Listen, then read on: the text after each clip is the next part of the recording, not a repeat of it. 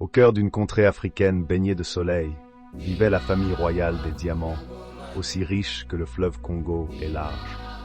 Leur opulence, source d'envie pour les villages voisins, provenait d'une mine de diamants légendaire, transmise de génération en génération depuis des temps immémoriaux. Chaque pierre précieuse scintillait d'un éclat magique, reflet de la prospérité et de l'harmonie familiale. La mort du roi. Le patriarche, sentant la fin approcher, rassembla sa femme, son épouse fidèle, au crépuscule de sa vie. « Mon amour, dit-il, sa voix rauque mais pleine d'amour, je m'en vais bientôt rejoindre les ancêtres. Mais notre héritage, cette mine fabuleuse, doit être préservé. Son secret, je te le confie, elle ne prospérera que si l'amour et l'unité règnent au sein de notre famille, que nos enfants, nos petits-enfants et leurs descendants le comprennent et le respectent. »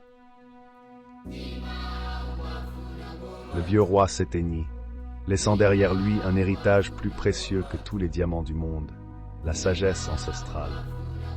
Une semaine plus tard, sous la douce lumière des étoiles, la reine-mère réunit ses fils, leurs épouses et leurs enfants. « Mes chers enfants, commença-t-elle, sa voix tremblant légèrement, je vous révélerai aujourd'hui le secret de notre fortune, un secret gardé jalousement depuis des siècles. »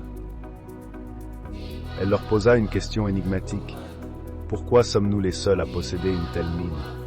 Les réponses fusèrent. « Grâce à votre labeur, mère, » cria l'aîné. « À votre intelligence, » ajouta un autre. « À la force de notre père, » déclara un troisième.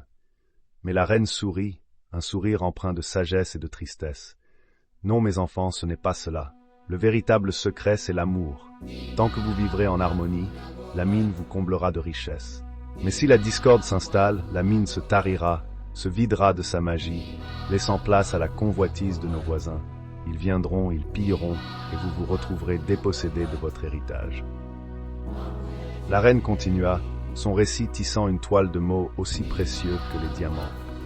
Si la discorde s'installe, nos voisins, attirés par la légende de notre mine, trouveront le chemin jusqu'à elle. Ils extrairont des pierres précieuses, tandis que vous ne verrez plus que du vide. La nouvelle se répandra comme un feu de brousse, et vous, les héritiers légitimes, deviendrez des étrangers sur vos propres terres. Mais si vous vous réconciliez, si l'amour triomphe à nouveau, la prospérité reviendra.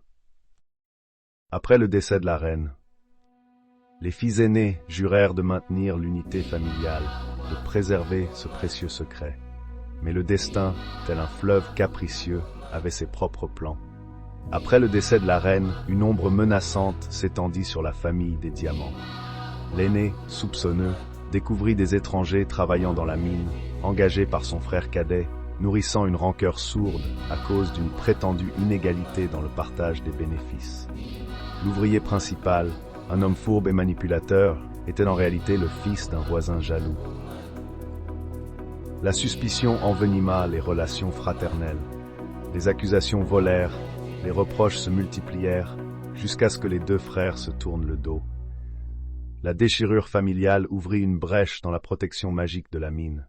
Les diamants cessèrent d'apparaître, tandis que les voisins, profitant de la division, pillèrent sans vergogne. La famille autrefois opulente connut la misère. Les richesses s'évanouirent, emportées par la discorde. Les tentatives de réconciliation restèrent vaines. La rancune s'était installée comme une racine profonde et tenace. Les frères, aveuglés par l'orgueil et la colère, refusèrent de faire la paix. Ils ne comprirent pas le secret, le vrai secret qui était l'unité familiale, le pardon, la collaboration. Ils pensèrent que le seul secret était celui de la mine, la richesse matérielle, et non celui de l'amour, la vraie richesse. L'ancienne splendeur de la famille des diamants s'effondra, laissant place à une pauvreté déchirante. La mine, autrefois généreuse, devint stérile. Les frères, autrefois unis par le sang et la fortune, étaient maintenant séparés par une barrière infranchissable de ressentiment. Les voisins, autrefois envieux, observèrent avec une satisfaction cynique la chute de cette famille autrefois puissante. Ils ne comprenaient pas la vraie source de la richesse, ignorant la force de l'unité.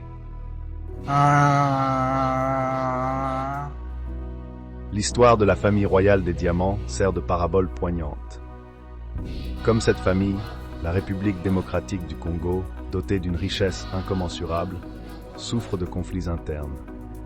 Les divisions entre ses fils, les rivalités pour le contrôle des ressources, favorisent le pillage par ses voisins et la pauvreté. La mine de diamants est une métaphore de la richesse du pays, une richesse qui se dilapide à cause des conflits et du manque d'unité nationale. Leçon. Pour éviter le sort funeste de la famille royale des diamants, les Congolais doivent cultiver l'unité, la collaboration et la compréhension mutuelle. La richesse d'un pays ne réside pas seulement dans ses ressources naturelles, mais aussi dans la capacité de ses habitants à vivre ensemble en harmonie.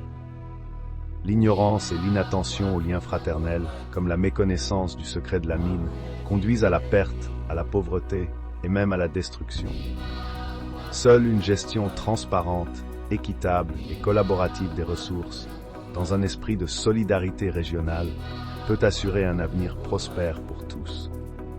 L'harmonie entre les pays voisins, le respect des frontières et la collaboration sont essentiels pour éviter que la convoitise et les conflits n'épuisent les richesses du continent et ne maintiennent les peuples dans la pauvreté. Thanks for watching. This video was produced by Studio Heaven. Copyright 2025. Story writing, Hugo Kamba.